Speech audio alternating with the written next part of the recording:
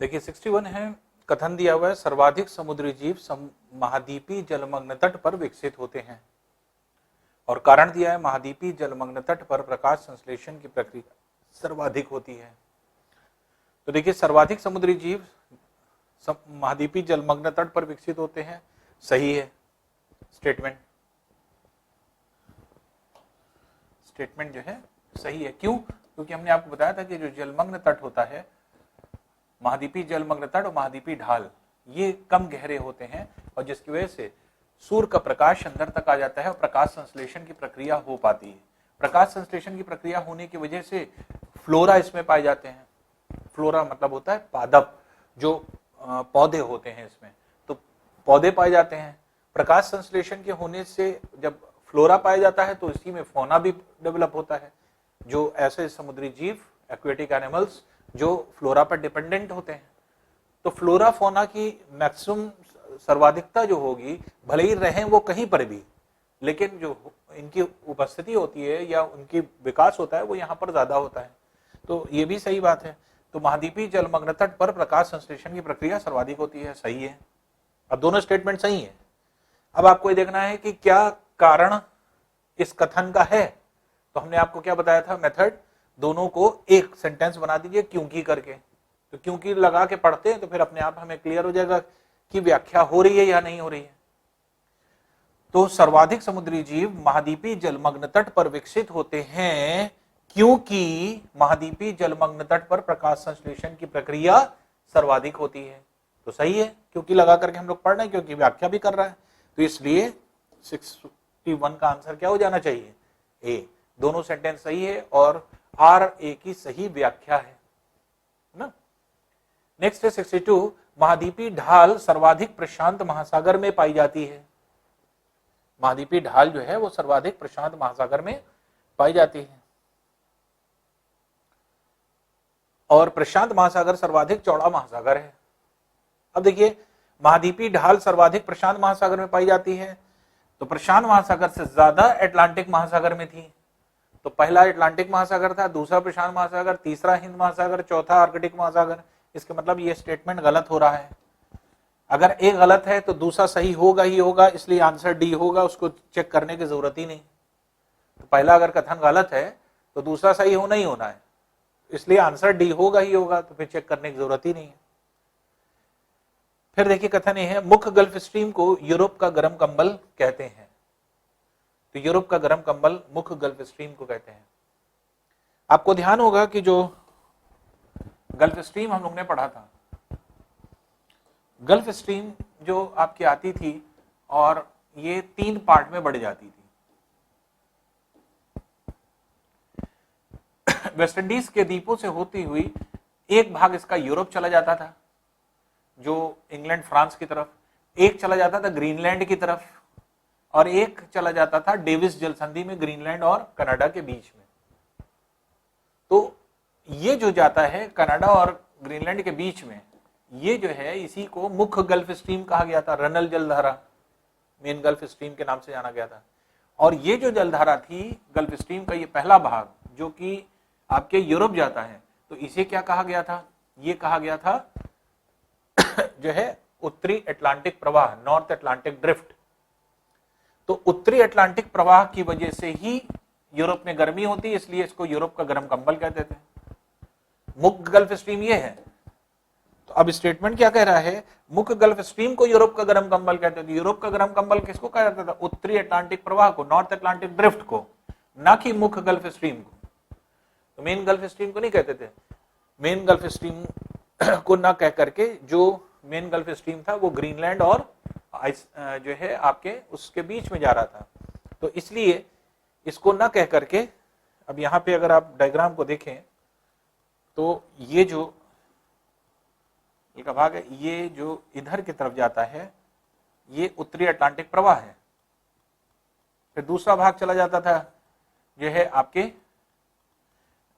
इस आइसलैंड होता हुआ, और तीसरा भाग यहां से आपके जाता है जो इधर, यही मुख्य गल्फ स्ट्रीम कहलाता है। लेकिन नॉर्थ अटलांटिक ड्रिफ्ट जो ये जा रहा है ये है यूरोप का गर्म कंबल। तो नॉर्थ अटलांटिक ड्रिफ्ट जो है ये यूरोप का गर्म कंबल है, ना कि ये वाला।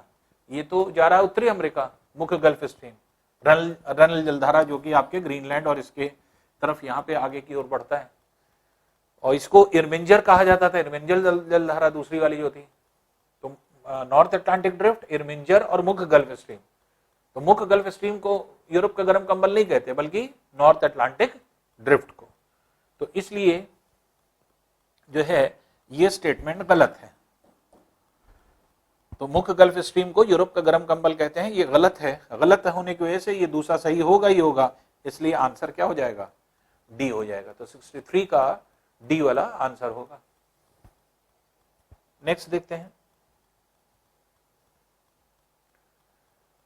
64 है, एल नीनो का अभिप्राय ईसा मसीह का बच्चा तथा पुरुष का बच्चा होता है।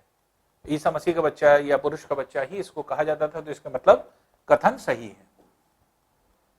फिर है, इस जलधारा की उत्पत्ति विपरीत विश्वोत्तरीखी जलधारा के कारण हुई है। यह भी सही है कि जो विपरीत विश्वोत्तरीखी जलधारा होती थी, यहां से जो विपरीत विश्वोत्तरीखी जलधारा होती थी, यही जो है आपके जब यहां से नीचे की तरफ उतरती थी, यही एल नीनो जो है बनकर के उतरती थी। तो विपरीत विश्वोत्तरीखी जलधारा काउंटर इक्वेटोरियल करंट की वजह से जो है आपके इसकी उत्पत्ति होती है। ये भी सही है, दोनों स्टेटमेंट सही है। अब देखिए क्या व्याख्या हो रही है, तो क्योंकि लगा के पढ़ें। एल नीनो का अभिप्राय ईसा मसीह का बच्चा या पुरुष का बच्चा होता है क्योंकि, ईसा मसीह या पुरुष का बच्चा क्यों होता है, क्योंकि इस धारा की उत्पत्ति विपरीत विश्वोत्तरीखी जलधारा से हुई है। क्या ये सही है? नहीं है। इन दोनों सेंटेंस का आपस में कोई लेना देना नहीं, इसलिए व्याख्या नहीं हो रही है, इसलिए ए ना होकर के आंसर क्या हो जाएगा, बी। तो 64 का क्या हो जाएगा, बी, कि ए और बी दोनों सही हैं, ए और आर दोनों सही हैं, लेकिन आर ए की सही व्याख्या नहीं है। नेक्स्ट देखते हैं, देखिए चंद्रमा की एक परिक्रमा तथा एक घूर्णन में लगा समय लगभग समान होता है। तो ये आपके एक तरह से बोला जा रहा है चंद्रमा के लिए। हमने आपको एक चीज बोली थी कि चंद्रमा को परिक्रमा करने में लगभग 28 दिन और अपने अक्ष पर परिभ्रमण करने में लगभग 29 दिन, तो लगभग समय समान होता है। और समान होने की वजह से हमने आपको बताया था, चंद्रमा के जिस पक्ष को हम देखते हैं हमेशा वही पक्ष दिखाई पड़ता है, कभी भी हम दूसरा पक्ष नहीं देख पाते, हमेशा वही पक्ष हमें दिखाई पड़ता है। तो इसलिए उसका रीजन क्या था, यही रीजन था कि जो है आपके एक समान, एक जो है आपके उतना ही समय लगता है, लगभग जो है 29 दिन 29.5 दिन का समय जो है आपके परिक्रमा में भी और परिभ्रमण में भी लगता है। तो दोनों में लग रहा है, जिसकी वजह से क्या है कि स्टेटमेंट सही है कि दोनों में लगभग समान समय लगता है, तो इसलिए कथन सही है। अब कारण देखें, किसी स्थान से एक ही अवस्था में सदैव चंद्रमा का एक ही पक्ष दिखता है, अभी यही चीज बताई थी हमने, तो सदैव एक ही पक्ष दिखता है, यह भी स्टेटमेंट सही है। अब देखिए व्याख्या हो रही है या नहीं हो रही है, तो क्योंकि लगा के पढ़ें, चंद्रमा की एक परिक्रमा तथा एक घूर्णन में लगा समय लगभग समान होता है। क्यों लगभग समान होता है? क्योंकि किसी स्थान से एक ही अवस्था में सदैव चंद्रमा का एक ही पक्ष दिखता है, तो एक पक्ष दिखता है इस वजह से समय समान होता है? नहीं। अगर आर को एक ही जगह रख दीजिए, ए को आर की जगह रख के पढ़िए, तब व्याख्या होगी। देखिए ऐसे पढ़िए, किसी स्थान से एक ही समय एक ही अवस्था में सदैव चंद्रमा का एक ही पक्ष दिखता है। एक ही पक्ष क्यों दिखता है? क्योंकि चंद्रमा की एक परिक्रमा तथा एक घूर्णन में लगा समय समान है, इसी वजह से दिखता है। तो अगर आर ए की जगह होता, ए आर की जगह होता, तो व्याख्या हो रही होती, अभी व्याख्या नहीं हो रही है, इसलिए बी वाला इसका आंसर होगा। 66 है, देखिए उपभू पेरिजी की अवस्था 3 जनवरी को होती है। पेरिजी की बात कर रहा है, उपभू की बात कर रहा है, तो पेरिजी की अवस्था 3 जनवरी को होती है। अब ये कथन आपको देखना है कि सही है या नहीं है। तो हमने आपको बताया था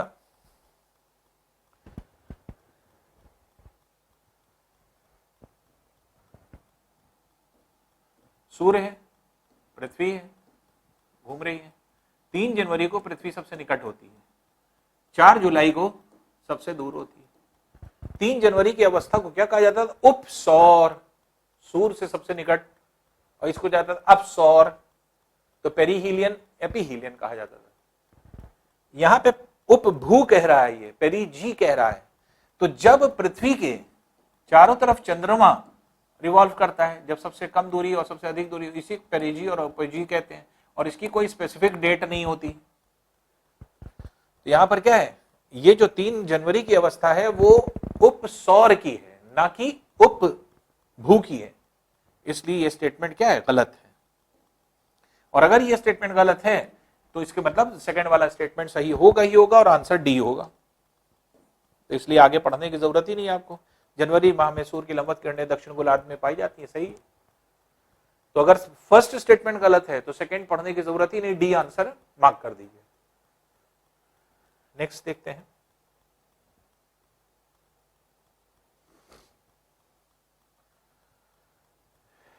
सिक्सटी 67 है, काला सागर में खारापन भूमध्य सागर की अपेक्षा कम है। तो काला सागर में जो है आपके इसमें भूमध्य सागर की अपेक्षा कम है। तो हमने आपको क्रम बताया था।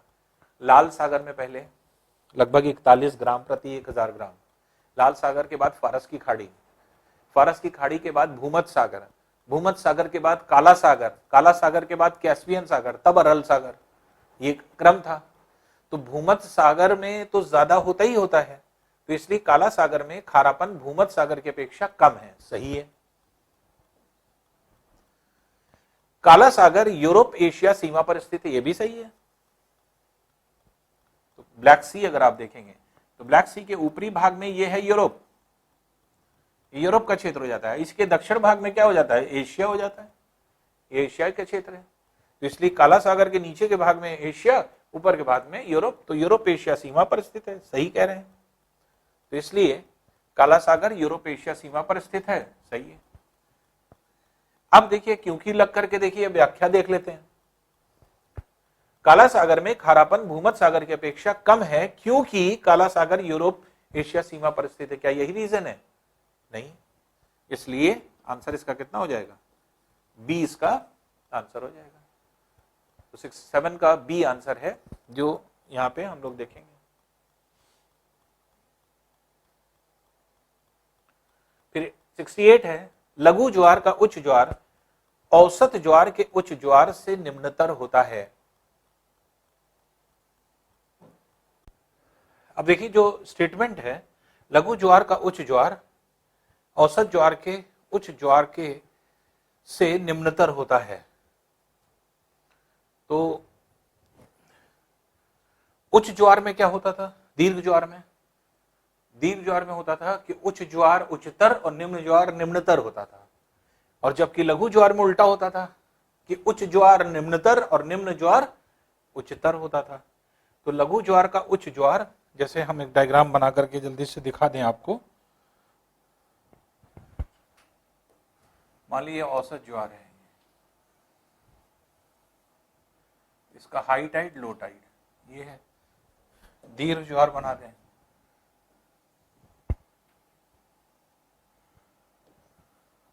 इसका हाई टाइड, इसका लो टाइड ये है।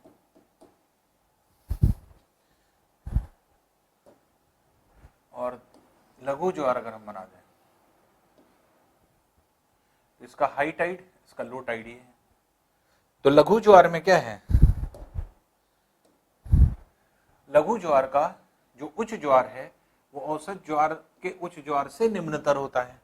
तो लघु ज्वार का उच्च ज्वार औसत ज्वार के उच्च ज्वार से निम्नतर होता है। तो इसका हाई टाइड ये, इसका हाई टाइड ये, तो औसत ज्वार के उच्च ज्वार से निम्नतर होता है। सही है स्टेटमेंट, इसलिए जो है आपका ये स्टेटमेंट सही है, ए। अब देखिए कारण देख लें, तो कारण देखिए क्या है। तो कारण में लघु ज्वार सदैव पूर्णिमा एवं अमावस्या के 7वें तथा 8वें दिन आते हैं। तो देखिए अगर कारण को देखें तो कारण तथा लगने की वजह से गलत है। 7वें तथा 8वें दिन के मतलब ये होगा कि 7वें और 8वें दिन दोनों आते हैं, जबकि 7वें अथवा 8वें दिन था। अथवा मतलब क्या है, या तो 7वें दिन आएगा या 8वें दिन आएगा। तो इसलिए जब भी 7वें या 8वें दिन ही, जब राइट एंगल ट्रायंगल पर तीनों चीजें पहुंच जाएंगी, लंबवत हो जाएंगी, तभी होता है। वो 7वें दिन या 8वें दिन होता है। तो इसलिए 7वें अथवा 8वें दिन ये, तो इसलिए ये दूसरा जो है स्टेटमेंट गलत है। पहला सही दूसरा गलत, इसलिए सी वाला आंसर होगा। तो इसलिए इसका आंसर सी है। नेक्स्ट आते हैं, सार्गेसो सागर में उच्च लवणता पाई जाती है। सार्गेसो सागर कहाँ है? अटलांटिक महासागर में। बताया था हमने आपको, ये अटलांटिक महासागर का ये वाला भाग जो है, जो मध्य अटलांटिक कटक है, मध्य कटक में यहाँ पर जो है लवणता पाई जाती है और यहाँ पर घासें विकसित होती हैं, सार्गैसम घासें। तो सार्गैसम नामक घासें भी यहीं पर पाई जाती हैं। तो जो स्टेटमेंट है सार्गेसो सागर में उच्च लवणता पाई जाती है, ठीक है। फिर सार्गेसो सागर में सार्गैसम नामक वनस्पतियों की बहुलता होती है, ये भी सही है। तो अब देखिए, सार्गेसो सागर में उच्च लवणता पाई जाती है। अब दोनों स्टेटमेंट सही है, क्या ये व्याख्या है या नहीं है ये देख लें। तो सार्गेसो सागर में उच्च लवणता पाई जाती है। उच्च लवणता क्यों पाई जाती है? क्योंकि सार्गेसो सागर में सार्गैसम नामक वनस्पतियां विकसित होती हैं। तो देखेंगे व्याख्या नहीं हो रही, लेकिन अगर हम आर को ए की जगह, ए को आर की जगह रखें तो देखिए व्याख्या हो जाएगी। क्यों? क्योंकि जो सार्गैसम घासें हैं वो किसकी वजह से है? लवणता की वजह से है, समुद्री लवणता की वजह से समुद्री जो है घासें विकसित हुई हैं। तो अगर ये ऊपर और ये नीचे पढ़े तो जो है आपके ये हो जाएगा। तो अगर ये कथन होता और ये कारण होता तो फिर व्याख्या हो रही होती। देखिए कैसे, सार्गेसो सागर में सार्गैसम नामक वनस्पतियों की बहुलता है। क्यों बहुलता है? क्योंकि सार्गेसो सागर में उच्च लवणता पाई जाती है। तो इसलिए अभी व्याख्या नहीं हो रही है, इसलिए आंसर क्या होगा? बी जो है आपके आंसर हो जाएगा। नेक्स्ट देखते हैं। नेक्स्ट है देखिए, 40 डिग्री उत्तर अक्षांश के सहारे सर्वाधिक लवणता पाई जाती है। तो विश्व की सर्वाधिक लवणता अगर हम कहें तो ये कहां पर स्थित होती है या किस जगह पर स्थित होती है? तो आपको पता है कि विश्व की सर्वाधिक लवणता 39 से 40 डिग्री उत्तर अक्षांश के पास ही पाई जाती है। क्योंकि जितने भी लवणता वाली झील देखेंगे आप, वो सब 40 डिग्री के आसपास है। जैसे आपकी जो सर्वाधिक लवणता वाली झील वॉन झील है, तुर्की की वॉन झील, वो क्या है? वो भी जो है आपके 39 डिग्री 38 डिग्री पर है। फिर इसी तरह से जो है आपके दूसरी सर्वाधिक लवणता वाली झील जॉर्डन का मृत सागर है, डेड सी है। फिर तीसरे स्थान पर ग्रेट सॉल्ट लेक यूएसए की, वो भी जो है आपके 40 डिग्री अक्षांश पे है। तो इस तरह से अगर हम देखें तो जो भी आपके एक तरह से ये जो है अगर आप देखेंगे तो ये है आपके वॉन झील, यहां कहीं पड़ेगा आपके आकर के, ये जो है यहां कहीं पड़ेगा जो है मृत सागर, और यहां कहीं पड़ेगा आपका जो है ग्रेट सॉल्ट लेक जो कि यूएसए में। और सब आप देखेंगे 40 डिग्री के आसपास उत्तर अक्षांश पर है। इसलिए ये कथन एकदम सही है कि 40 डिग्री उत्तर अक्षांश के सहारे विश्व की सर्वाधिक लवणता पाई जाती है। क्योंकि विश्व की तीनों लवणता वाली झील, तो चाहे वो आपके एक तरह से पहले नंबर पे, दूसरे नंबर पे, तीसरे, विश्व की पहली दूसरी तीसरी झीलें सब 40 डिग्री उत्तर अक्षांश के सहारे स्थित है। यहां वाष्पीकरण की तुलना में वर्षा अधिक होती है। उल्टा है, लवणता कहां ज्यादा होगी? जहां वर्षा की तुलना में वाष्पीकरण ज्यादा होगा। वाष्पीकरण ज्यादा होने से लवणता बढ़ती है। तो इसलिए यह स्टेटमेंट गलत है। तो ये स्टेटमेंट गलत होने की वजह से ए सही आर गलत, इसके मतलब सी वाला आंसर होना चाहिए। तो इसका सी वाला आंसर हो जाएगा। नेक्स्ट आते हैं, देखिए सर्वाधिक ऊंचे ज्वार इंग्लिश चैनल में आते हैं 71। तो सर्वाधिक ऊंचे ज्वार इंग्लिश चैनल में आते हैं। आपने पढ़ा था कि विश्व के सबसे ऊंचे ज्वार कहां आते हैं? कनाडा में स्थित फंडी की खाड़ी में। तो फंडी की खाड़ी में सबसे ज्यादा आते हैं, इंग्लिश चैनल में नहीं आते। इसका मतलब ये कथन गलत है। अगर पहला कथन गलत है तो दूसरा सही होगा ही होगा, पढ़ने की जरूरत नहीं, डी वाला आंसर हो जाएगा। फिर कथन ए, लघु ज्वार के समय समुद्र तल औसत से अधिक नीचा होता है। अब यहां पे अगर आप देखेंगे तो लघु ज्वार के समय समुद्र तल औसत से अधिक नीचा होता है, ऐसा नहीं है। लघु ज्वार के समय क्या होता था भाई? जो दीर्घ ज्वार हुआ करते, उच्च ज्वार हुआ करते थे, वो तीन तरह के होते थे। उच्च ज्वार में समुद्र तल हमेशा उठता था, तो समुद्र तल उठ जाता था। लेकिन ये उठता कैसे था? जब बहुत सारा बल लगता था तो दीर्घ ज्वार, जब औसत बल लगता था तो औसत ज्वार, और जब कम बल रखता था तो लघु ज्वार। तो लघु ज्वार में भी समुद्र तल उठता है, गिरता नहीं है, वो तो भाटे में गिरता है। तो इसलिए लघु ज्वार के समय भी समुद्र तल उठता ही है, लेकिन कम मात्रा में उठता है क्योंकि कम बल लगता है।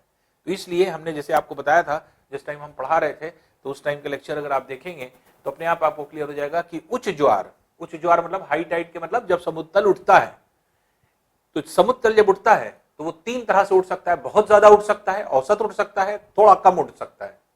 ये डिपेंड करता है कब कब कौन कौन सा बल लगता है। तो इसलिए जब बहुत कम बल लगता है तो उस टाइम सबसे कम उठता है, लेकिन उठता है, सबसे कम उठता है। इसलिए लघु ज्वार के समय समुद्र तल अधिक नीचा होता है। ये स्टेटमेंट गलत हो गया क्योंकि ऊंचा होता है। और अगर ए सही है, आर गलत है, ए गलत है, आर सही होगा, ये अपने आप सही होगा, इसलिए पढ़ने की आवश्यकता नहीं। इसलिए इसका भी आंसर क्या हो जाएगा, डी हो जाएगा। तो डी आंसर है। नेक्स्ट देखते हैं, देखिए, करारी ठंडी जलधारा अफ्रीका के पश्चिम तटों के सहारे प्रवाहित होती है। देखें, करारी जलधारा, ये करारी द्वीप थे, ये यहाँ पे पाए जाते हैं। और जो आपके करारी जलधारा होती है, वो जलधारा कैसे बनती थी या किस तरह से बनती थी, यहां से जाने वाला जल का भाग जो एक यूरोप चला जाता था और दूसरा जो है आपके इसके नीचे तरफ आ जाता था। यही करारी जलधारा है, जो कि उच्च से निम्न अक्षांश की ओर आ रही है, इसलिए ठंडी है। और कहां, अफ्रीका के पश्चिम तट पर चल रही है, ऊपर से उत्तर से दक्षिण की ओर। तो ये स्टेटमेंट क्या कह रहा है, ये देखें, कह रहा करारी ठंडी जलधारा अफ्रीका के पश्चिम तटों के सहारे प्रवाहित होती है। एकदम सही है, बिल्कुल सही बात है।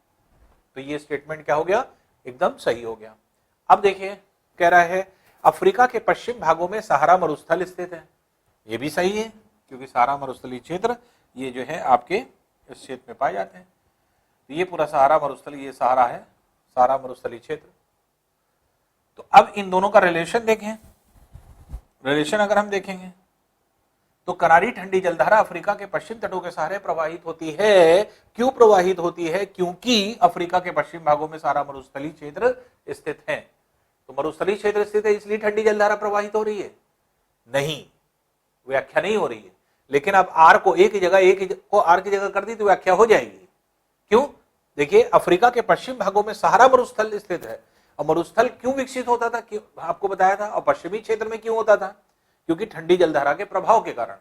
तो अगर हम इसको लिखें, अफ्रीका के पश्चिम भागों में सहारा मरुस्थल स्थित है, क्यों स्थित है, क्योंकि कनारी ठंडी जलधारा अफ्रीका के पश्चिम तटों के सहारे प्रवाहित होती, तो व्याख्या हो गई होती। लेकिन इस कंडीशन में व्याख्या नहीं हो रही है, इसलिए ऐसी कंडीशन में ए और आर दोनों सही हैं, ए और आर की, लेकिन व्याख्या नहीं कर रहे हैं, इसलिए आंसर क्या हो जाएगा, बी। व्याख्या कर रहे होते तो ए आंसर हो जाता। नेक्स्ट देखते हैं, लैब्राडोर तथा गल्फ स्ट्रीम मिलकर ग्रैंड बैंक का निर्माण करती हैं।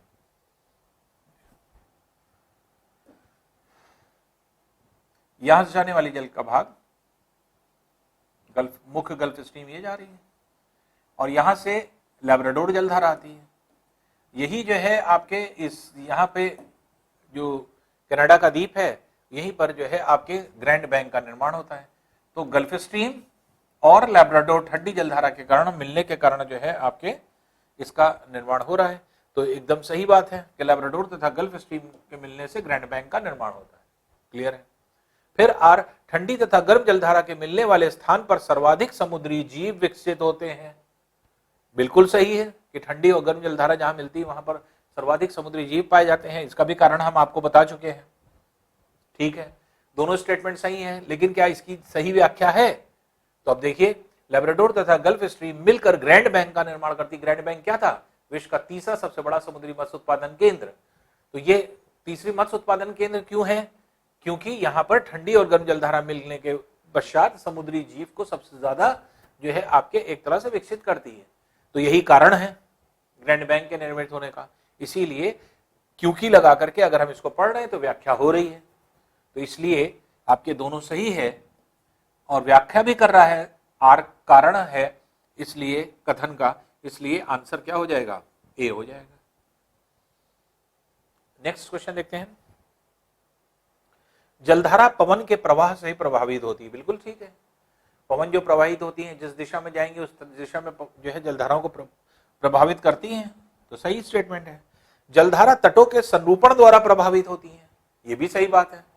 तटों का संरूपण के मतलब क्या होता है, तटों का आकार। अगर तट सीधा है तो जलधारा भी सीधी स्मूथली चलेगी, तट कहीं कटापटा है तो जलधारा को भी इसी तरह से जो है आपके मुड़ मुड़ करके ऐसे जाना पड़ेगा। तो जो संरूपण होता है, आकार होता है, उस पर डिपेंड करती है जल का प्रवाह। बिल्कुल सही है, जलधारा तटों के संरूपण द्वारा प्रभावित होती है। दोनों स्टेटमेंट सही है। अब ये दोनों स्टेटमेंट सही हैं, लेकिन इसमें से सही जो है आपके स्टेटमेंट अगर हम देखें तो ये सही तो स्टेटमेंट है, लेकिन जो आपके जो स्टेटमेंट है इसको अगर हम देखें तो क्या आर ए की सही व्याख्या है? तो जलधारा पवन के प्रवाह से प्रभावित होती, क्यों प्रवाहित होती? क्योंकि जलधारा तटों के संरूपण द्वारा प्रभावित होती है, तो इससे कोई मतलब नहीं हो रहा है। तो इसलिए दोनों सही तो हैं, लेकिन आर ए की व्याख्या नहीं कर रहा है, इसलिए बी वाला आंसर होना चाहिए। क्योंकि लगा करके पढ़ने पर ये उसका कारण नहीं है जो ऊपर वाला स्टेटमेंट दिया गया है।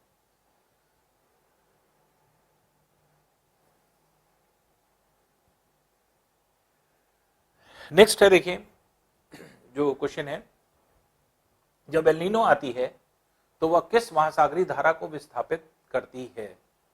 तो एल नीनो कहां से आती है? एल नीनो जो है आपके विषुवत-रेखीय क्षेत्र होती हुई, जैसे हमने आपको बताया था, ये इस तरह से आती है और जो है इंडोनेशिया द्वीप होती हुई जो है आपके हिंद महासागर में प्रवेश कर जाती है और यहां से जाने वाली मानसूनी पवनों को सबसे ज्यादा प्रभावित करती थी हिंद महासागर में। तो जब एल नीनो आती है वह किस महासागरीय धारा को विस्थापित करती है? तो किसके स्थान पर आती है, किस तरह से विस्थापित करती है? तो हम्बोल्ट को, पूर्वी ऑस्ट्रेलियाई जलधारा को, वेंगुला को, तो किस महासागरीय जल धारा को? तो जो धारा है ये एक तरह से जो जल का भाग है, ये पूरी की पूरी तरह जाने वाला जल का भाग पूरा डिस्टर्ब हो जाता है इसकी वजह से। तो ये कौन सी जलधारा होती है? मानसूनी अपवाह। तो मानसूनी जो ड्रिफ्ट है, जो मानसून ड्रिफ्ट होता है, उसको पूरी तरह से प्रभावित करती है और उसको विस्थापित कर देती है। तो इसीलिए मानसून लेट हो जाता है या फिर जो है आपके एक तरह से बहुत कमजोर हो जाता है, इसीलिए बारिश नहीं होती, सूखा पड़ जाता है। तो इसलिए डी वाला आंसर होगा इसका। 77 है, देखिए गल्फ स्ट्रीम, पश्चिमी पवन प्रवाह, पेरू धारा और पश्चिमी ऑस्ट्रेलिया जलधारा, ये कहां कहां क्या क्या चलती हैं ये देख लें। तो गल्फ स्ट्रीम जैसे आप देख रहे हैं, तो अब गल्फ स्ट्रीम की पोजीशन आपको पता है, गल्फ स्ट्रीम की पोजीशन ये है, ये गल्फ स्ट्रीम है। फिर पश्चिमी पवन प्रवाह, तो पश्चिमी पवन प्रवाह जो है ये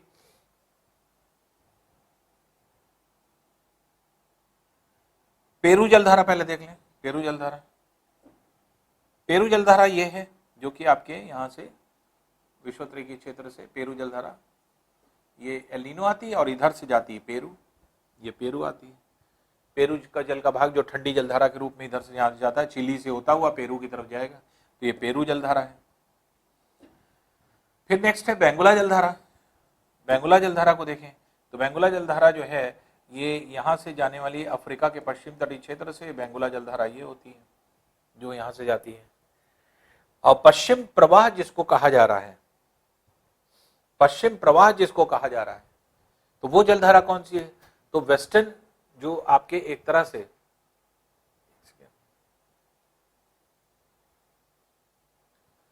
पश्चिम ऑस्ट्रेलिया है, पश्चिमी ऑस्ट्रेलिया जलधारा। तो पश्चिमी ऑस्ट्रेलियाई जलधारा जो है वो आपके ऑस्ट्रेलिया के पश्चिमी भाग में यहां से होकर के जाती है, ठीक है ना, जो कि आपके इस पूरे हिंद महासागर से होकर के ऐसे घूम करके इस तरह से जाती है। तो अब इसमें देखिए अगर इसको हम सुमेलित करें तो गल्फ स्ट्रीम जो है आपके गर्म जलधारा से भी मैच कर सकती है। और इसमें अगर आप देखें तो सबसे इंपॉर्टेंट चीज ये है कि गल्फ स्ट्रीम जैसे गर्म जलधारा, पश्चिम पवन प्रवाह भी, पेरू, पश्चिमी ऑस्ट्रेलियाई जलधारा ठंडी जलधारा होती है। तो इसलिए अब देखिए तो ए मेनली क्या है, गल्फ स्ट्रीम को अगर आप देखेंगे तो गर्म जलधारा के रूप में ही जानी जाती है, जिसकी वजह से इसको यूरोप का गर्म कंबल भी कहते थे, ठीक है ना। फिर इसके बाद जो है आपका पश्चिमी पवन प्रवाह वो पछुआ पवनों पर ही से जो है पश्चिम पवन बनी है। तो पछुआ पवन वेस्टर्लीज जो है उससे प्रभावित होती है, अर्थात उस दिशा में चलती हैं जिस दिशा में पछुआ पवनें ले जाती हैं इनको मंद गति से।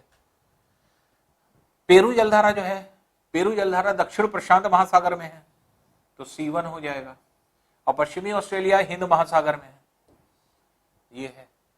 तो इस तरह से अगर आप मैच करें तो A4 B2 C1 D3, A4 B2 C1 D3 ये वाला हो गया, ये है A वाला। तो इसलिए इसका आंसर क्या हो जाएगा, A आंसर इसका हो जाएगा। नेक्स्ट देखते हैं, महासागरीय जलधारा दिया हुआ है और महासागर का नाम दिया हुआ है कि कौन सी जलधारा किसमें है। तो अगुलहास जलधारा आपको पता है हिंद महासागर में है, ये अगुलहास जलधारा है, ये यहां से होकर के जाती है। तो अगुलहास इस जगह पे दक्षिण अफ्रीका का दक्षिणतम बिंदु है, तो हिंद महासागर में है अगुलहास, तो इसलिए अगुलहास को हिंद महासागर आप लगा सकते हैं, ठीक है। एल नीनो धारा कहां पे है, तो एल नीनो जो है आपके यहां से होकर के ये पूरा दक्षिण अमेरिका के पश्चिम तट पर है, तो इसलिए जो है दक्षिण प्रशांत महासागर भी आप कह सकते हैं, दक्षिण प्रशांत महासागर में। तो एल नीनो जो है वो दक्षिण प्रशांत महासागर में आप यहाँ पे कह सकते हैं। क्यूरोशियो जलधारा, क्यूरोशियो जलधारा जो है ये आपके ये क्यूरोशियो जलधारा यहाँ से जाती है जापान चीन के क्षेत्र से होती हुई जापान, तो उत्तरी प्रशांत महासागर में है। तो उत्तरी प्रशांत महासागर में देखें तो ये है आपके क्यूरोशियो जलधारा, ये है उत्तरी प्रशांत महासागर, तो उत्तरी प्रशांत महासागर ये है। और बेंगुला जलधारा जैसे अभी हमने आपको बताया तो दक्षिण अटलांटिक महासागर में, दक्षिण अटलांटिक ही हो जाएगा। तो अब देखिए A5 B4 C3 D2 ये आपके मैच कर रहा है, तो A5 B4 C3 D2 ये वाला है, बी वाला आंसर हो जाएगा इसका। तो इस तरह से हम लोग इसको सुमेलित करा सकते हैं। नेक्स्ट है देखिए, ये गर्ते दिया हुआ है और स्थान दिया हुआ है। तो अल्यूशियन गर्त, ये अल्यूशियन जो है द्वीप है वहां पाई जाती है, ये अल्यूशियन द्वीप है, यहीं पे अल्यूशियन गर्त है। तो उत्तरी प्रशांत का जो क्षेत्र है वहीं पर मिलेगी, तो उत्तरी प्रशांत के क्षेत्र में। तो अल्यूशियन जो है वो उत्तरी प्रशांत महासागर, आप इससे मैच कर सकते हैं। कार्मेटिक गर्त जो है, कार्मेटिक जो गर्त है दक्षिण जो है प्रशांत में मिलेगी, ये है कार्मेटिक गर्त, ऑस्ट्रेलिया के उत्तर पूर्वी भाग में यहाँ पे आपके दक्षिण प्रशांत में मिलती है कार्मेटिक। तो कार्मेटिक गर्त ये है, तो ये दक्षिण प्रशांत महासागर ये आना चाहिए। फिर सुंडा गर्त, सुंडा गर्त अगर हम देखें तो सुंडा अथवा जावा गर्त ये है जो कि जावा के बगल में रहती है और ये हिंद महासागर में है, इसलिए हिंद महासागर में आप इसे लिख सकते हैं। तो सुंडा गर्त जो है हिंद महासागर में हो जाएगी।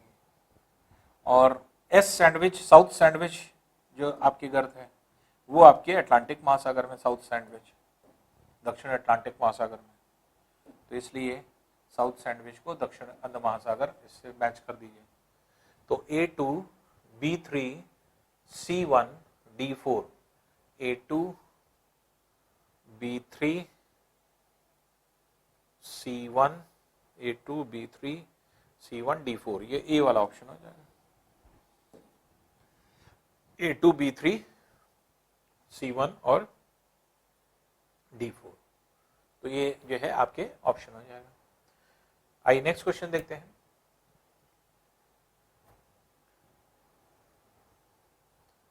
नेक्स्ट क्वेश्चन है देखिए, निम्न कथनों का अध्ययन करें। दक्षिण अटलांटिक महासागर में एकमात्र शीतल जलधारा बेंगुला धारा प्रवाहित होती है। तो दक्षिण अटलांटिक महासागर में अगर आप देखें तो ये कथन सही है या नहीं है, इसकी व्याख्या करते हैं। तो दक्षिण यहाँ से जो जल का भाग आता है वो ब्राजील जलधारा है, और फिर उसके बाद यहां से होता हुआ ये इस तरह से जाता है। ये जो है आपके बेंगुला जलधारा के रूप में जाना जाता है। तो इस तरह से ये जो दक्षिण अफ्रीका के दक्षिणतम, जो दक्षिण अफ्रीका के पश्चिमी भाग में अगर आप देखें तो यहां पर क्या है, ये आपके बेंगुला जलधारा ये जा रही है, ठंडी जलधारा। तो ये इस दक्षिण वाला जो चक्र है एंटी क्लॉकवाइज डायरेक्शन में, इससे आपके ये बन रहा है। तो अब यहां पर जो स्टेटमेंट दिया गया कि बेंगुला जलधारा जो है वो दक्षिण अटलांटिक महासागर में एकमात्र शीतल जलधारा बेंगुला जलधारा है, प्रवाहित होती है। तो आप देखेंगे कि यहां पर कथन, उपरोक्त कथन में सही कथन का चुनाव करें। तो सही कौन है ये आपको देखना है। तो पहला वाला कथन सही है या नहीं है ये देख लें। तो पहला वाला कथन सही नहीं है। इसलिए नहीं है क्योंकि बेंगुला ठंडी जलधारा भी है और यहीं से जाती है आपके फॉकलैंड जलधारा। तो बेंगुला और फॉकलैंड ये दो जलधाराएं दक्षिण जो है आपके अटलांटिक महासागर में पाई जाती है जो ठंडी है। जबकि स्टेटमेंट क्या कह रहा है कि बेंगुला जलधारा ही एकमात्र जलधारा है जो आपके अटलांटिक महासागर में, इसलिए स्टेटमेंट सही नहीं है। तो एकमात्र शब्द लगा हुआ है, तो एकमात्र ना लगा होता तो सही होता स्टेटमेंट। इसके मतलब पहला वाला स्टेटमेंट क्या है, ये गलत है, पहला स्टेटमेंट गलत है। अब दूसरा है, देखिए अगुलहास दक्षिण हिंद महासागर में उत्तर से दक्षिण में प्रवाहित होने वाली जलधारा है। अगुलहास अभी हमने आपको क्या बताया, जो मोजम्बिक और मेडागास्कर जलधारा है, दोनों मिलने के उपरांत ये अगुलहास बनती है जो कि दक्षिण अफ्रीका के दक्षिणतम बिंदु से होकर के जाती है। तो ये जो जल का भाग आ रहा है ये क्या है, ये गर्म जलधारा है और ये आता है अगुलहास जलधारा जो कि हिंद महासागर के क्षेत्र में यहाँ पर पाया जा रहा है। अब इसके विषय में क्या है, अगुलहास दक्षिण हिंद महासागर में उत्तर से दक्षिण दिशा में प्रवाहित होने वाली गर्म जलधारा है। तो प्रवाहित होने वाली गर्म जलधारा, तो ये उत्तर से दक्षिण की ओर भी आ रही है और जो है आपके एक तरह से जो जल का भाग आ रहा है यही अगुलहास जलधारा के नाम से जाना जाता है और निम्न से उच्च अक्षांश की ओर आ रहा है, इसलिए गर्म जलधारा है। तो इसका मतलब स्टेटमेंट ये एकदम सही है कि हिंद महासागर में उत्तर से दक्षिण की ओर गर्म जलधारा के रूप में आपके ये आ रहा है। तो स्टेटमेंट बिल्कुल सही है ये। तो इसलिए ये स्टेटमेंट आपका सेकंड सही है। ब्राजील धारा ब्राजील तट के पूर्वी भाग पर उत्तर से दक्षिण प्रवाहित होने वाली गर्म जलधारा है। तो उत्तर से दक्षिण की ओर प्रवाहित होने वाली गर्म जलधारा है। तो ब्राजील जलधारा ये ब्राजील के तटीय क्षेत्र में यहां से होकर के जाने वाली जो है आपके गर्म जलधारा है। तो ये गर्म जलधारा जो है आपके एक तरह से ब्राजील के तटीय क्षेत्र से होकर के जाती है, निम्न से उच्च अक्षांश की ओर जा रही है, इसलिए गर्म जलधारा है। ये गर्म जलधारा के रूप में जानी जाती है। तो इसलिए इसको अगर आप देखेंगे तो ये भी कथन सही है। तो ब्राजील धारा ब्राजील तट के पूर्वी भाग पर उत्तर से दक्षिण प्रवाहित होने वाली गर्म जलधारा एकदम सही स्टेटमेंट है। तो दूसरा और तीसरा स्टेटमेंट सही है और बाकी जो है आपके स्टेटमेंट क्या है, तो इसलिए दूसरा तीसरा सी वाला आपका आंसर हो जाएगा। तो ये सी आंसर है जो कि जो है इसमें आंसर होगा। नेक्स्ट है, देखिए सार्गेसो सागर है। सार्गेसो सागर क्या है, तो सार्गेसो सागर क्या है या किस तरह से है, तो हमने आपको बताया था कि सार्गेसो सागर दक्षिण अटलांटिक महासागर में, उत्तरी अटलांटिक महासागर में ग्रीनलैंड के दक्षिण में यहाँ पर एस आकार में जो कटक है, यहाँ पर उथला एक सागर है। और ये उथला सागर क्या है, किस वजह से है, क्योंकि जो इसका जो कटक है ये कटक बहुत ऊपर आ गया है और ये इतना ऊपर आ गया है कि ये यहाँ पर ये पूरा जल का भाग जो है आपके एक तरह से यहाँ पे बहुत छिछला है और यहाँ पर घासें विकसित हैं और ये घासें विकसित हैं जो कि इस जगह पर यहाँ पर पाई जाती हैं। तो इसलिए ऐसे कंडीशन में यहाँ पर जल का भाग जो है आपके सी वीड्स जो जिनको कहा जाता है, समुद्री घासें, सार्गेसम नामक घासें जो है यहाँ पे विकसित होती हैं। तो सार्गेसो सागर है जीवों एवं वनस्पतियों से निर्मित गैसों का वृहद भंडार, ये ऐसा नहीं है। फिर इसके बाद दक्षिण अटलांटिक में, विश्वत दक्षिण अटलांटिक में है ही नहीं, फिर उत्तरी अटलांटिक में वनस्पतियों से उत्पन्न क्षेत्र, हाँ ये है, सी वाला हो जाएगा।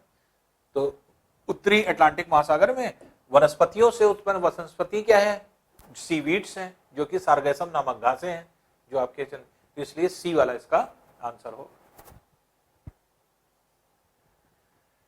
नेक्स्ट है देखिए, जलडमरू में डावर है, फ्लोरिडा है, जिब्राल्टर है और मैगेलन है। और ये जो है आपके बताया जा रहा है किसको किसको जो है जोड़ता है या किसके बीच में है। तो जैसे डावर, डावर आपको पता है, डावर ये पाया जाता है। डावर जो है ये इंग्लैंड को फ्रांस से अलग करता है, तो डावर इंग्लैंड और फ्रांस को अलग कर रहा है। तो उत्तरी सागर में अटलांटिक महासागर, भूमध्य सागर में मैक्सिको की खाड़ी होंगे, तो ये आपके दक्षिण प्रशांत एवं दक्षिण अटलांटिक, भूमध्य सागर एवं अटलांटिक महासागर, मैक्सिको की खाड़ी एवं अटलांटिक महासागर, उत्तरी सागर एवं अटलांटिक महासागर।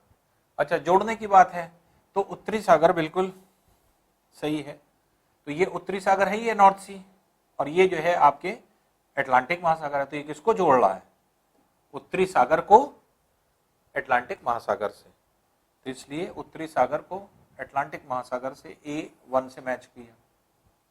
फ्लोरिडा जो है ये क्या है, ये फ्लोरिडा कहाँ पे है, ये जो निकला हुआ भाग है ये फ्लोरिडा है। ये किसको जोड़ रहा है, फ्लोरिडा जल संधि, ये मैक्सिको की खाड़ी को अटलांटिक महासागर से, तो अब मैक्सिको की खाड़ी और अटलांटिक महासागर जोड़ रहे हैं इससे।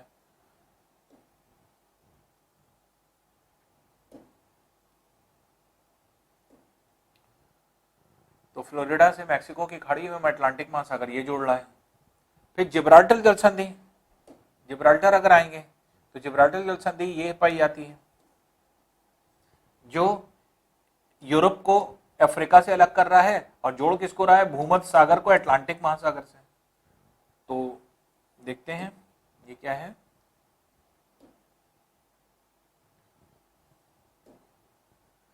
जिब्राल्टर जो है वो भूमध्य सागर को अटलांटिक महासागर से, और मैगेलन जो है ये आपके मैगेलन स्ट्रेट होता है। मैगेलन स्ट्रेट ये यहाँ पे नीचे की तरफ जो है आपके दक्षिण अमेरिका जहाँ खत्म होता है वहाँ पे आपके पाया जाता है, और नीचे की तरफ जो है ये यहाँ पे ये है मैगेलन। मैगेलन क्या है कि प्रशांत, मैगेलन जो है ये मैगेलन जो है साउथ अमेरिका के नीचे पाया जाता है, जो कि प्रशांत को अटलांटिक से जोड़ता है। तो प्रशांत और अटलांटिक इससे जो है आपके जोड़ रहे हैं, ये प्रशांत और अटलांटिक को, तो दक्षिण प्रशांत और दक्षिण अटलांटिक महासागर। तो A1 B2 C3 D4 match कर रहा है, 1 2 3 4, ये है 1 2 3 4, ये सी वाला ऑप्शन हो जाएगा। तो इसका मतलब 82 का सी आंसर है, 82 का सी आंसर हो जाएगा।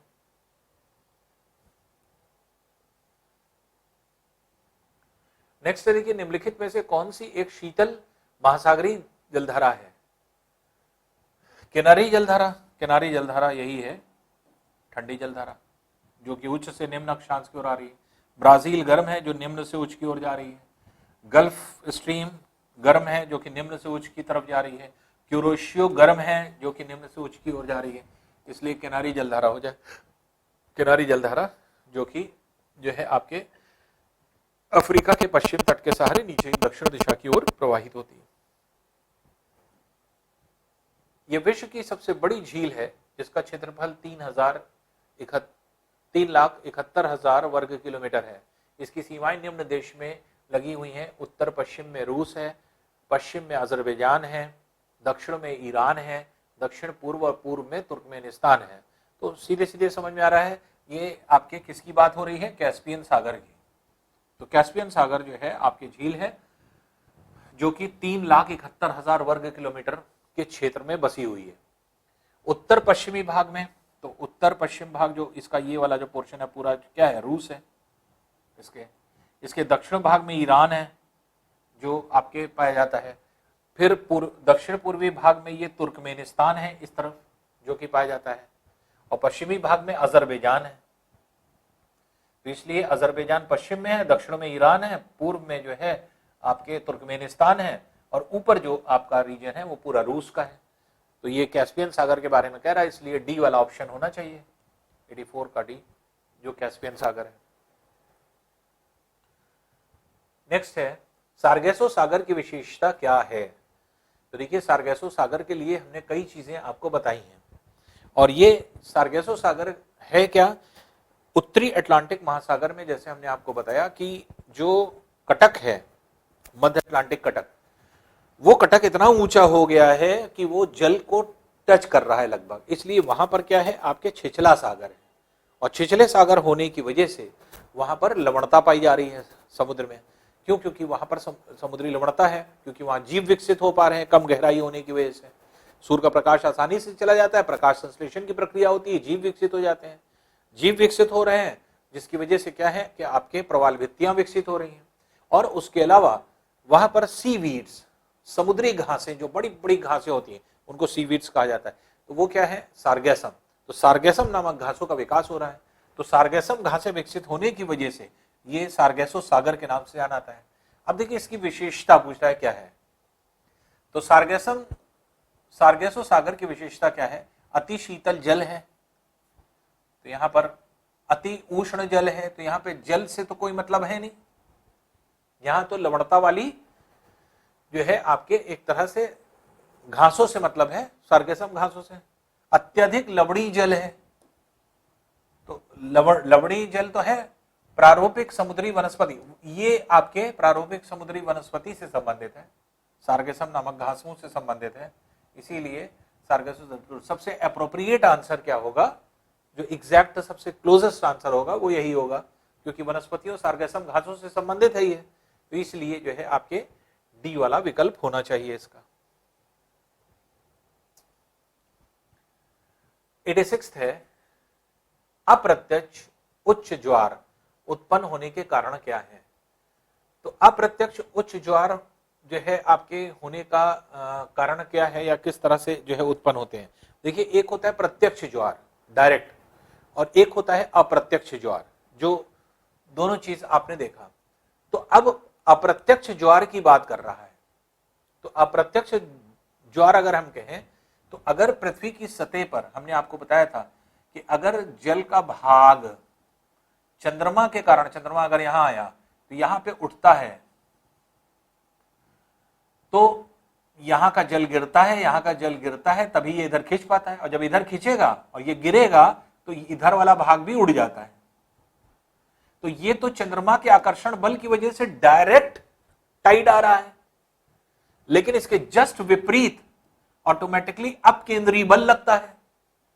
अपकेंद्रीय बल की वजह से जो है अप्रत्यक्ष जो है आपके इनडायरेक्ट हाई टाइड आता है। तो हाई टाइड ये डायरेक्ट आ रहा है चंद्रमा की ओर, चंद्रमा की वजह से, लेकिन इसके जस्ट पीछे क्या है कि जब ये खींचेगा पानी तो पानी ये पूरा बैठेगा, जब बैठेगा तो कुछ भाग इधर और कुछ भाग इधर जाएगा, इसलिए ये वाला पार्ट जो है इधर जाता है। तो चंद्रमा की ओर जो ज्वार आता है वो डायरेक्ट टाइड कहलाता है, प्रत्यक्ष ज्वार कहलाता है, और चंद्रमा के विपरीत जो आता है ये अप्रत्यक्ष जो है आपके ये होता है। तो इसमें पूछ रहा है अप्रत्यक्ष उत्पन्न होने का कारण क्या है।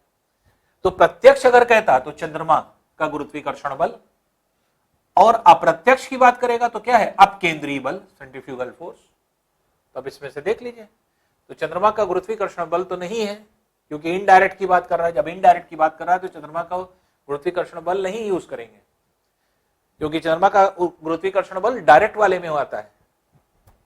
फिर पृथ्वी का अपकेंद्रीय बल, ये हो जाएगा सी वाला ऑप्शन। तो इसलिए इसमें अगर आप देखेंगे तो सी ऑप्शन हो जाएगा, पृथ्वी का अपकेंद्रीय बल। तो यहां अपकेंद्रीय बल की वजह से इनडायरेक्ट जो है आपके आएगा। तो इस बात को ध्यान रखिएगा, अगर प्रत्यक्ष कहता है तब चंद्रमा का गुरुत्वाकर्षण बल, और अगर अप्रत्यक्ष कहेगा तो इसके जस्ट विपरीत जो ज्वार आता है वो क्या है अपकेंद्रीय बल की वजह से। तो अपकेंद्रीय बल की वजह से आ रहा है। तो डायरेक्ट अगर कहा जाएगा प्रत्यक्ष उच्च ज्वार, तो प्रत्यक्ष उच्च ज्वार चंद्रमा के कारण, और अप्रत्यक्ष उच्च ज्वार तो वो आपके क्या होंगे अपकेंद्रीय बल के कारण। तो इसलिए सी वाला इसका आंसर हो जाएगा।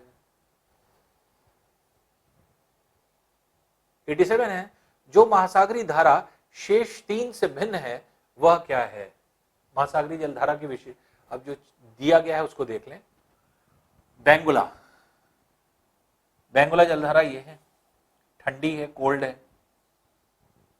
ब्राजील जलधारा, ब्राजील जलधारा ये है जो कि वार्म है, गर्म है। गिनी जलधारा, गिनी जलधारा ये है जो कि वार्म है, गर्म जलधारा है। पेरू जलधारा, पेरू जलधारा ये है जो कि सॉरी ये नहीं, ये है जो कि ठंडी है। अब इसमें से दो ठंडी और दो गर्म दिया, इसलिए ठंडी गर्म के आधार पे तो विभाजन नहीं होगा, कुछ और होगा। विभाजन क्या हो या कौन सी अलग है? ये तीन जलधाराएं अटलांटिक महासागर में है और ये वाली जलधारा क्या है? प्रशांत में है। इन तीन से भिन्न ये हो गई। तो या तो तीन गर्म एक ठंडी देता तो ठंडी वाली अलग हो जाती, या तीन ठंडी एक गर्म देता तो गर्म वाली हो जाती। जब दो ठंडी दो गर्म दे रहा है, इसके मतलब कि गर्म और ठंडी के आधार पे हमें डिवीजन नहीं करना है। फिर हम दूसरा तरीका देखें क्या है। दूसरा तरीका ये दिख रहा है कि तीनों जो है ये अटलांटिक महासागर में है और एक ये प्रशांत महासागर में है। तो जो प्रशांत महासागर है वो भिन्न है क्योंकि अन्य तीन अटलांटिक महासागर की हैं। तो इसलिए पेरू जलधारा हो जाएगी, पेरूवियन। तो इसलिए इसका 87 का आंसर डी होना चाहिए।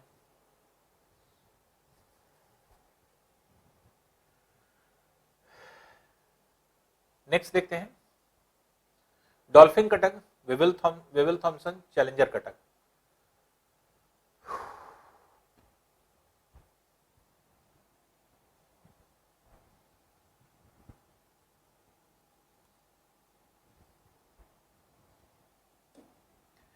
ये एस आकार में हमने आपको बताया था, ढेर सारी कटक यहां पर देते हैं।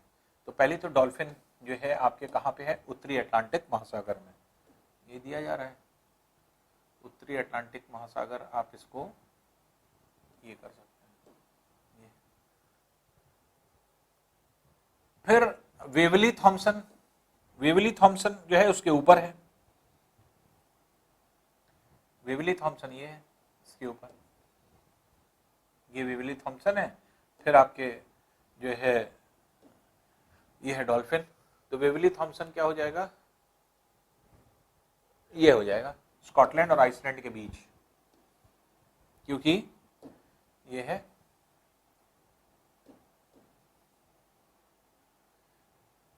ये आइसलैंड है, ये स्कॉटलैंड है। तो आइसलैंड और स्कॉटलैंड के बीच में वेवली थॉम्सन है। तो वेवली थॉम्सन जो है आपके इसके बीच में हो गई, तो ये सही है। उसके बाद चैलेंजर कटक जो है वो दक्षिण अटलांटिक कटक है। तो चैलेंजर जो है आपके दक्षिण अटलांटिक कटक जो है आपके, तो इसको अगर आप मैच करें तो A3B1C2, A3B1C2, A3B1C2 ये वाला हो जाएगा, बी वाला। तो 88 का बी वाला जो है आपके आंसर होगा। नेक्स्ट देखते हैं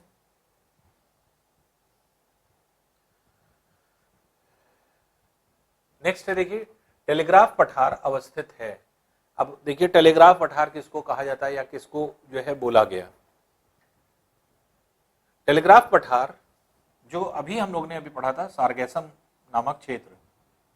तो सारगैसम नामक क्षेत्र क्योंकि हमने आपको बताया कि जो कटक है बहुत ऊपर आ गई है, छिछला सागर है, यहीं पर सारगैसम घासें विकसित होती हैं। ये पूरा जो है आपके सारगैसम घासें हैं। इसी को सारगैसम जो पठार है या आपके छिछला सागर है, इसी को दूसरा नाम दिया गया है टेलीग्राफ पठार का।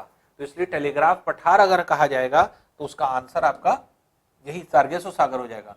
तो सारगेसो सागर में आप ये कह सकते हैं कि दक्षिण ग्रीनलैंड के दक्षिण में कर दिए, क्योंकि ग्रीनलैंड के दक्षिण में ये है। तो टेलीग्राफ पठार किसका नाम है? टेलीग्राफ पठार जो है वो आपके सारगेसो सागर का नाम है। सारगेसो सागर का क्षेत्र जो है पूरा रीजन वो टेलीग्राफ पठार का नाम से जाना जाता है, इसलिए ग्रीनलैंड के दक्षिण में आंसर हो जाएगा। नेक्स्ट है निम्नलिखित जलडमरू मध्य में से किस एक में से निकाली गई सुरंग यूनाइटेड किंगडम और फ्रांस को जोड़ती है? तो सबसे पहली चीज जो आपके ये है कि हमें पहले यूनाइटेड किंगडम के बारे में पता होना चाहिए और जो है आपके एक तरह से फ्रांस के बारे में पता होना चाहिए। तो ये कहां पर स्थित है, ये अगर हमें क्लियर हो गई तो आसानी से हम निकाल सकते हैं कि हाँ क्या है। तो देखिए आपको पता है यूनाइटेड किंगडम क्या है, ग्रेट ब्रिटेन और आइसलैंड को मिला करके, और यूनाइटेड किंगडम के साथ है फ्रांस। फ्रांस ये है क्योंकि फ्रांस और इंग्लैंड को ही अलग करती है ये जो बीच में इंग्लिश चैनल है, और इंग्लिश चैनल में जो आपके पाई जाती है जलडमरू वो हो डावर जलडमरू मध है। ऐसे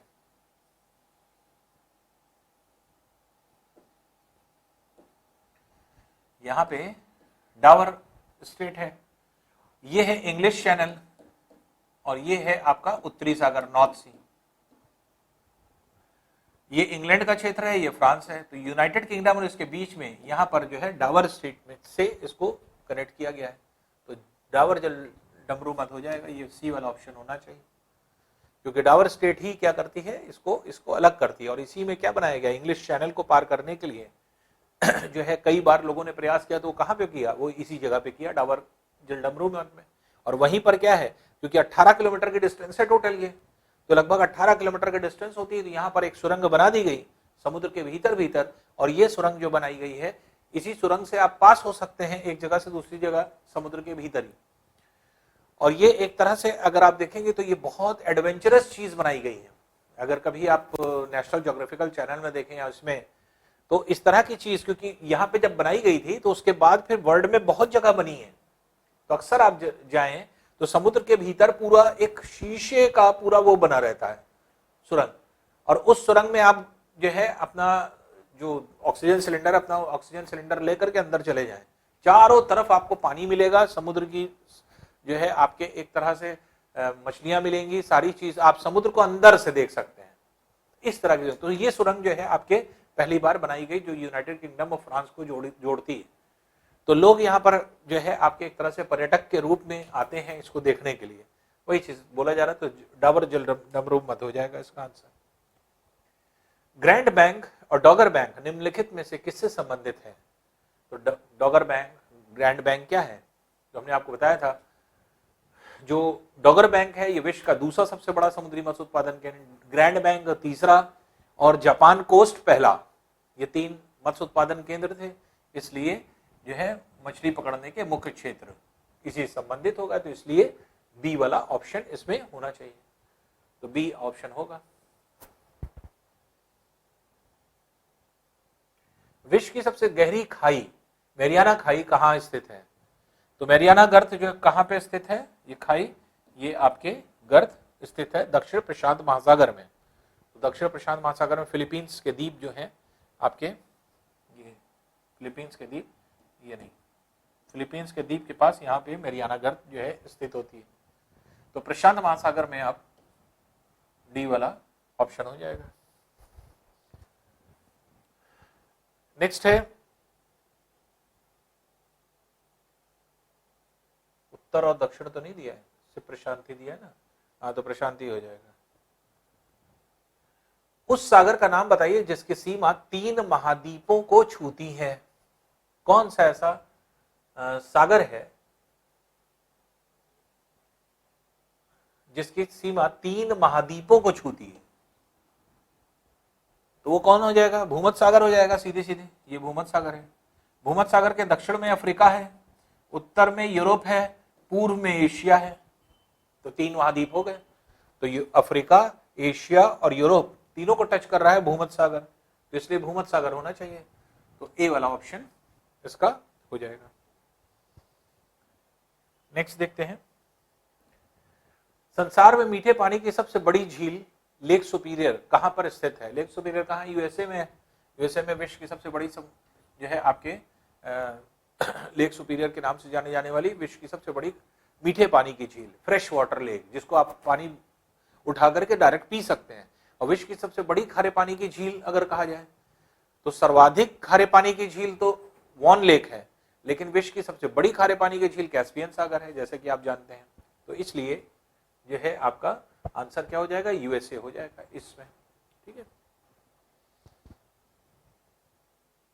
निम्नलिखित में से वह सागर कौन सा है जो भूबद्ध है? भूबद्ध, लैंड लॉक्ड। लैंड लॉक्ड के मतलब जो चारों तरफ से जो है आपके इससे घिरा हुआ है। लाल सागर, तिमोर सागर, उत्तरी सागर, अरल सागर, तो उसमें अरल सागर आंसर हो जाएगा। कैस्पियन सागर और अरल सागर ये दोनों क्या हैं, चारों तरफ से स्थल से घिरे हैं। ये अरल है, ये कैस्पियन है, इसीलिए ये झील है। कैस्पियन भी झील है, अरल भी झील है। झील क्यों है, चारों तरफ से स्थल से गिरे हैं, लेकिन क्योंकि इसमें नदियां गिर रही हैं तो नदियों के गिरने की वजह से इसको सागर कह दिया जाता है। तो नदियों के सिर्फ गिरने की वजह से इसको सागर कहते हैं, नहीं तो है झील, दोनों झील है। कैस्पियन भी झील है और इसमें जैसे कैस्पियन में क्या है, कैस्पियन में अगर आप देखेंगे तो वोल्गा यूराल दो नदियां गिरती हैं, तो यूराल वोल्गा और इधर से और यूराल ऊपर से आती है, ये दोनों गिरती है। और अरल अगर आप देखेंगे तो अमू दरिया और सिर दरिया दो नदियां हैं, अमू दरिया और सिर दरिया नदियां गिर रही हैं, इसलिए अरल। तो अरल क्या है, स्थल अवरुद्ध सागर, लैंड लॉक्ड सी, तो इसलिए डी वाला इसका आंसर होना चाहिए। नेक्स्ट क्वेश्चन देखिए, ड्यूगो गार्सिया द्वीप किस महासागर में स्थित है। ड्यूगो गार्सिया हमने आपको बताया था बहुत ही फेमस जगह जो कि दक्षिण अटलांटिक महासागर, दक्षिण हिंद महासागर में स्थित है। और ड्यूगो गार्सिया के बारे में हमने आपको बताया था जब भारत में आतंकवादियों ने हमला किया था भारत की संसद पे, उस टाइम ड्यूगो गार्सिया द्वीप से संयुक्त राज्य अमेरिका ने भारत के साथ मिलकर के दक्षिण एशियाई देशों के लिए एक अभियान चलाया था, एंटी टेररिस्ट प्रोग्राम, क्योंकि टेररिज्म बहुत बढ़ गया था। तो इसीलिए ड्यूगो गार्सिया काफी चर्चा में आया था। तो इसलिए बहुत बार पूछा जा चुका है ड्यूगो गार्सिया द्वीप किस महासागर में स्थित है, तो हिंद महासागर में जो है आपके स्थित होता है ये सागर। नेक्स्ट आते हैं,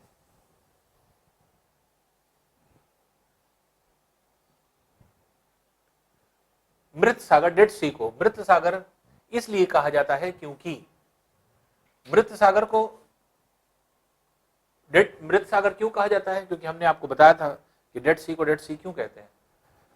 डेड सी के जल का कोई उपयोग नहीं, जल में इतनी लवणता है कि जानवर जीव जंतु नहीं आते, पीते ही नहीं, उसको छूते ही नहीं है, मानव के किसी उपयोग का पानी है नहीं, और जितने समुद्री जीव थे वो मर गए।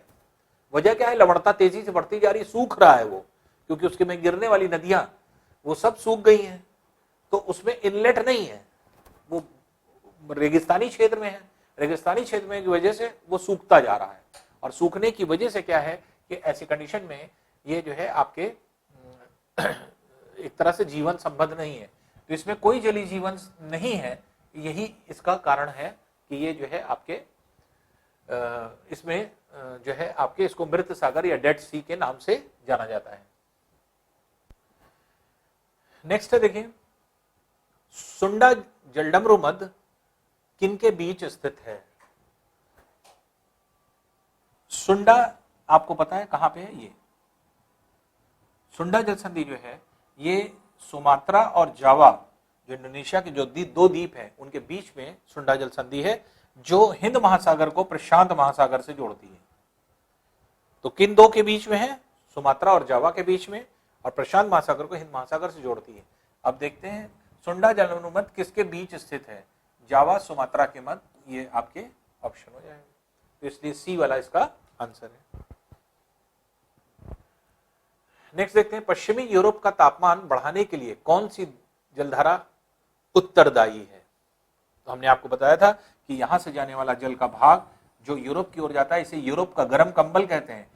ये गल्फ स्ट्रीम का पहला भाग है, इसको क्या कहा जाता है, उत्तरी अटलांटिक प्रवाह, नॉर्थ अटलांटिक ड्रिफ्ट। दूसरा भाग इरमिंजर जो आइसलैंड से होकर जा रहा है। तीसरा भाग मुख्य गल्फ स्ट्रीम जो ग्रीनलैंड की ओर जाता है। तो नॉर्थ अटलांटिक ड्रिफ्ट जो गल्फ स्ट्रीम का पहला भाग है, उत्तरी अटलांटिक प्रवाह, तो ये आपके बी वाला ऑप्शन हो जाएगा इसमें। इसी को यही जो है आपके पूरे यूरोप में गर्मी लाता है, तो इसी की वजह से आपके यूरोप में गर्मियां होती है, अन्यथा गर्मी ना हो, टेम्परेचर बहुत कम रहे इस जगह का।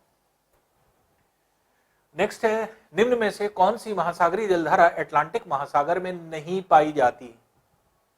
तो अब गल्फ स्ट्रीम ये है अटलांटिक महासागर में। पेरू जलधारा, पेरू आपने पढ़ा है, ये जा रही है, ये प्रशांत महासागर में है, यही आंसर हो जाएगा। ब्राजील जलधारा ये अटलांटिक महासागर में है। किनारी जलधारा ये अटलांटिक महासागर में है।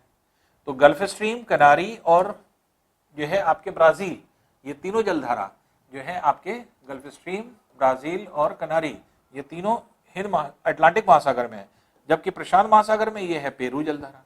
तो इसलिए पेरू जलधारा जो है आपके ऑप्शन होना चाहिए, आंसर होना चाहिए। तो इस तरह से ये सोल्यूशन हो जाता है आपके टेस्ट का जो आपने